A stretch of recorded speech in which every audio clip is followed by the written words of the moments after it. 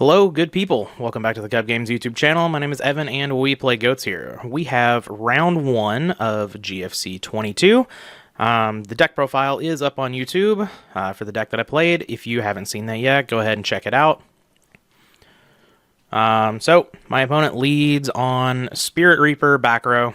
Doesn't tell me a whole lot, but it does tell me that they want to play around Nobleman of Crossout, which I think is perfectly fine. I have a hand that's full of spell and trap removal. Not the best hand in the world, but I can just summon a Kuhb, get in some damage here.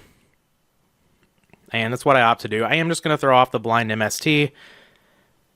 Because I'm thinking maybe it's Turbo. Sometimes Turbo plays a Spirit Reaper in the main. Could also be Warriors. So I want this Kuhb to live. And I just want to get in, a decent chunk of damage here. So we set a Dust Tornado and a Sakuretsu Armor. I did actually sit there and think a while on that play. Whether or not to play around the Heavy Storm there and just set the Dust Tornado. And then I was like, there could be a Monarch follow-up here of some sort. And that's why they wanted to protect the Spirit Reaper so bad. So I'm just going to go ahead and set both. If my opponent does have something that I want to destroy with a Dust Tornado, cool, we could keep this Kuhb. And if they bring out like a Monarch, other than Mobius, of course, we can just Sakuretsu. And Mobius is not the most common for the main deck Monarchs, so I think this is fine. My opponent actually throws out a Thestalos, so I'm like, okay, we're playing against like full Monarch build, which is interesting. So we lose the Rhoda. Which obviously I'd rather lose the Dust Tornado here because Thestalos, like full-on Monarch build, means probably not very many traps. If you're playing like, well, like they showed Raigeki Break, but you're probably playing like Decrees, maybe some number of like staple traps. So we take out the Thestalos with the Sakuretsu. Kuhb gets destroyed by a Smash and Ground. However, we draw Don Zalug, which on an open board, of course, is awesome. The only problem here is we don't have anything to protect it. So, Don Zalug's going to rip none other than Vampire Lord out of my opponent's hand. And at this point, I'm like, I don't really know what's going on here. I do go ahead and set the other Dust Tornado, sort of just as a bluff here. And my opponent's going to Book of Life the Vampire Lord. Vampire Lord resolving is very bad for Warriors. A lot of Reasoning Gate decks used to like side Vampire Lord for the sole purpose of beating Warriors with it. You can't really Sakuretsu it, and you can't Exiled Force it. Really, the only thing that you're going to be able to get it with is DD Warrior Lady. Yeah, so my opponent attacks with Vampire Lord. They call Trap, and I don't know. Like I feel like you should call Monster or Spell. Most of the time, I know Warriors tend to run a lot of trap cards, but they tend to run Trap, Dust Shoot, and Dust Tornado, which in this situation, like neither of them are good. So you're essentially just letting your opponent get a dead card out of their deck and put it in the graveyard. So free deck thinning there. Pretty happy about that. Opponent sets a monster and passes. I draw Snatch Steal, which I'm like, sweet. That actually deals with Vampire Lord. So steal the Vampire Lord and attack into what is Decayed Commander. So now I'm like, I just don't know. Like, we have Thestalos, and we see Spirit Reaper, Decayed Commander, and Vampire Lord with Book of Life. So clearly there's a zombie sub-theme going on here, but the Thestalos is throwing me off a little bit. But it could just be because, you get a whole lot of cards like Book of Life, you get Spirit Reaper, stuff like that. This could just be like a Zombie Monarch deck. Cool. I respect it. Pass over the opponent's turn. They draw Pot of Greed. Woe is me. So we're sitting here with a Vampire Lord. And my opponent is going to Smash and Ground it, which means that they don't get the Vampire Lord back. Realize I'm not full screen. Sorry about that. We'll fix that now. Whole 5 minutes wasted in not full screen, even though I actually have a note written for myself to full screen. Whatever. Not that big of a deal. Opponent actually sets a back row, so we get to use one of these Dust Tornadoes, which is pretty nice. It's back to square one, which is kind of an annoying card. We draw Premature Burial, which is actually good here. We can get the Dawn back. We can take the last card out of the opponent's hand. Again, just like whenever we had the Dawn earlier, we don't have any protection for it, so that's not ideal. But the opponent is left in just top deck mode. And that's where we like to be. We hit another Vampire Lord, so yeah, we know... I mean, we would have known that when we saw the Book of Life, but opponent's definitely all in on zombies here, so... they draw Heavy Storm, which clears our board, so now both of us are on 0 cards. Which is generally where Warriors is kind of playing to get to anyway. Simplified game state. DD Warrior Lady, I think, is probably just one of the best draws. It's going to get some damage in on the opponent, so we've got a clock, and DD Warrior Lady can answer Vampire Lord and the likes cleanly. We don't even need to worry about Pyramid Turtle or whatever. My opponent draws probably their best card, and Snatch Steel. So now we have to deal with this DD Warrior Lady. And how we deal with it is likely going to deal with one of our monsters as well. And that monster happens to be Blade Knight. Obviously, if my opponent hadn't drawn Snatch Steel, we'd be in a great position to just win the game here. But that's how it be. Good top deck for good top deck. My opponent's going to take 500. Everything's gone again, but our opponent sort of has the initiative here to draw the first card rather than us. Opponent just draws and sets. I'm worried that's probably a Scapegoat. I draw level 2. I remember thinking for a bit of whether I even want to play this because my opponent's likely playing Pyramid Turtle. They could set... I guess they're not going to set the Reaper, so they could just attack with the Reaper. They also showed Decayed Commander, and this is a 3-turn clock, so it's not nothing. And the other thing that really put me over the top on deciding to actually summon this was that it puts the opponent to 1,800. So we can kill our opponent with almost any monster that we draw. We don't have Light Dark in the graveyard, so BLS can't do it, but I think the only monster left in our deck that doesn't kill our opponent from 1,800 is Exiled Force. So we get the level 2 down. Worst case, they attack. We're at a healthy life total of 6,100, so it's fine if they draw something bigger than it and they run over it. They just set another back row. We draw Kaiku. I think for a second on this one as well, and decide that since we have a 2-turn clock here, it's worth it to just attack with a level 2. At this point, they kind of need to do something about it, so if they have a battle trap, they're going to take it out. Worst case scenario there is the opponent like flips a Scapegoat, and then we miss out on killing one of the goat tokens. But I think that's fine. I don't want to run into top deck Torrential Tribute and lose the game that way. So, yeah, opponent draws, and they concede the game. So what I'm going to do here, I'm going to side like my opponent has Scapegoats in their deck, because a lot of the Monarch decks do play the Scapegoat Metamorphosis stuff. And yeah, we're going to bring in like the Zaborgs, at least one Mobius, Chaos Sorcerer, Magician of Faith, that sort of stuff. Yeah. We move to game 2. I believe that this matchup is generally like fairly good for us. The Vampire Lords make it a little harder, but maining the triple Dust Shoot really, really helps against the Monarch style decks. And generally, like, since they're not playing a lot of traps, as long as they don't have Decree or Scapegoat or something, we can just beat them down fairly quickly. All of our attacks are getting through. So, have a pretty decent hand here. DD Warrior Lady can clean up. Spirit Reaper, a big monster. A Vampire Lord if they have it. We have Magician of Faith Duo, which is really nice. Brain Control I like a lot against the Monarch decks. Not only can it steal a Monarch to sacrifice to one of our Monarchs, but it steals a big creature. When you're wanting to be aggressive, stealing a big creature and getting in a huge swing, if not for game, obviously just really good. So, not a very defensive hand, but I'm into it. We draw Solemn Judgment, always a good draw. I'm just going to lead on the Delinquent Duo. Really no reason to do otherwise. This just gets us more information. Because there are a couple of plays we can make here. We can go for Exiled Force off of the Rhoda. We can attack with the DD Warrior Lady and banish. We could just set the Magician of Faith and then gain even more information to try to get a play to go through on the next turn. We hit this creature swap, which is really nice. Just getting that out of the hand while the opponent has a Recruiter on the battlefield is great. I am just going to set them off and set the Judgment. I really would just want to put my opponent in a position where they have nothing. And if they summon a Monarch, it's really not even that bad for me. Like, if it's a Zaborg, I can just Judgment it. They lose their Pyramid Turtle, they lose their Zaborg. I just lose my Judgment, and then they lose their almost like their entire hand here. I guess it would actually be their entire hand, but the opponent left in Nobleman of Crossout, so we lose them off. They say none in deck. They actually show their deck, which is technically a thing you are supposed to do in paper for this format.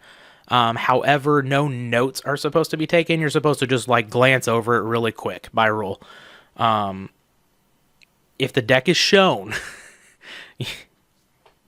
I have all of the information right here. So I know what's in my opponent's deck now. I know what to play around. Generally, we don't show the deck online because people can take screenshots and stuff like that. So actually look at my opponent's deck. There's not really that much threatening in there, but yeah.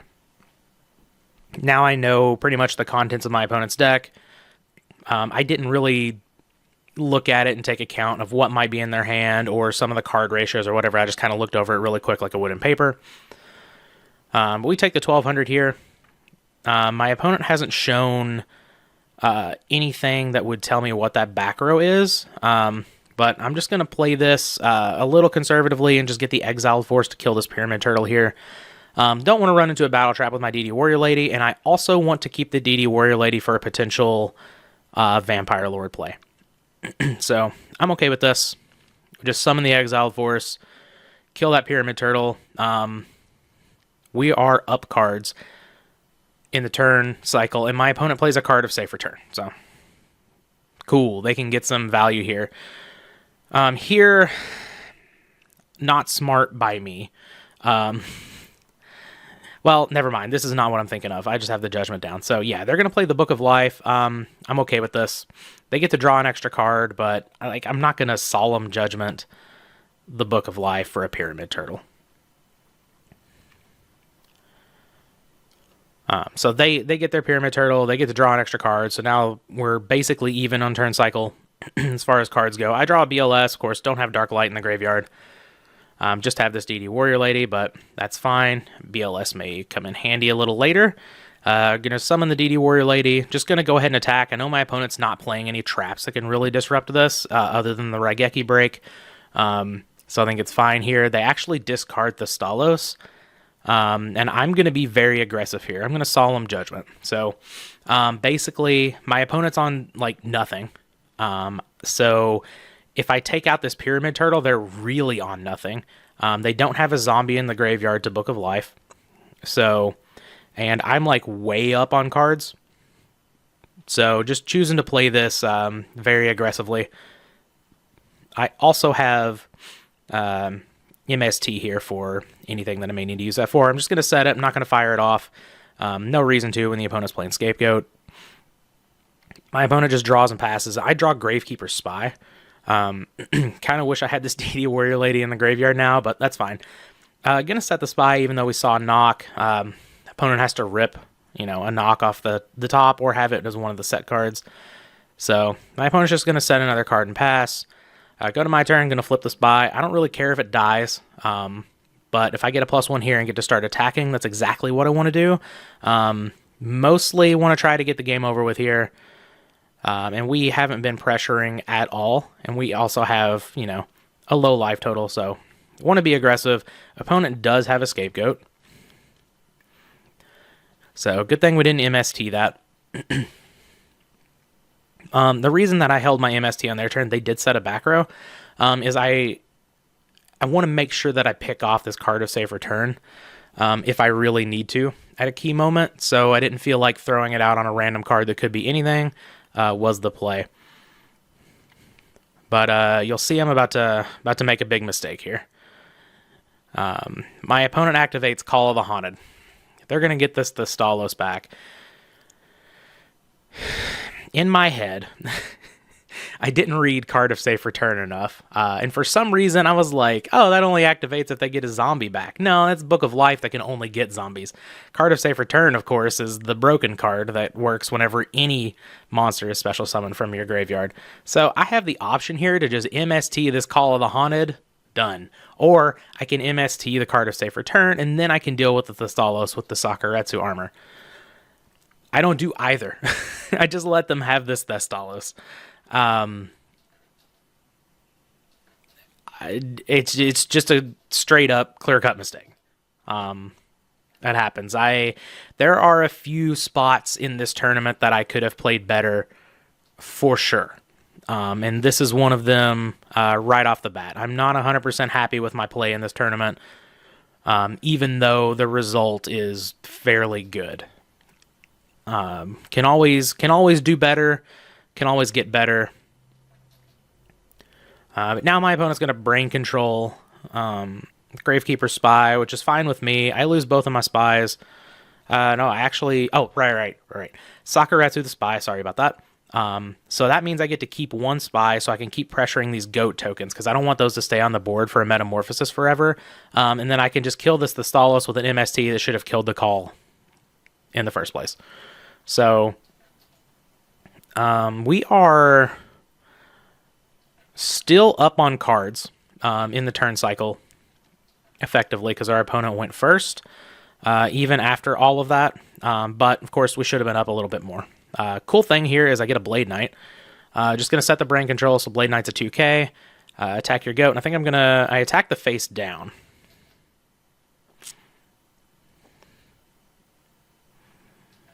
Why am I attacking the face down? I think it's...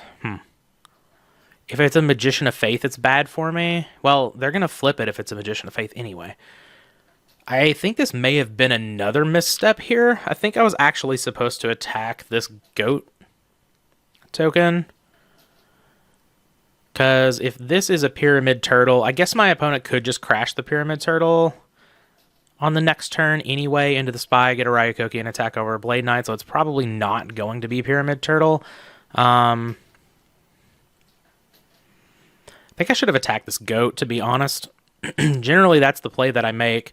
Because if you attack the goat, it allows the opponent to not just draw like a very free creature swap. Also, turns off Metamorphosis as an out. So yeah, I don't really like this attack here. But it does flip Spirit Reaper.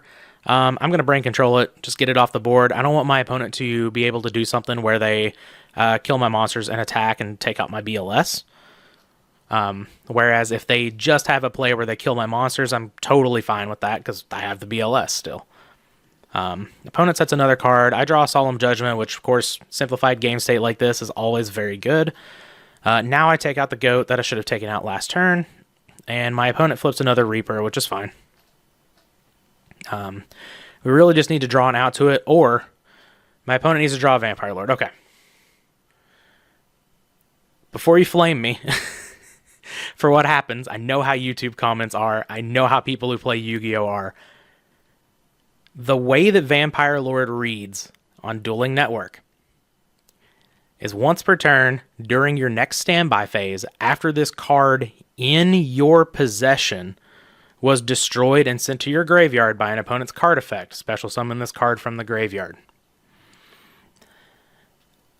I wasn't aware of this ruling with this card. Apparently, I've never Solemn Judgmented a Vampire Lord before. I haven't played with Vampire Lord a lot. I don't play against Vampire Lord a lot.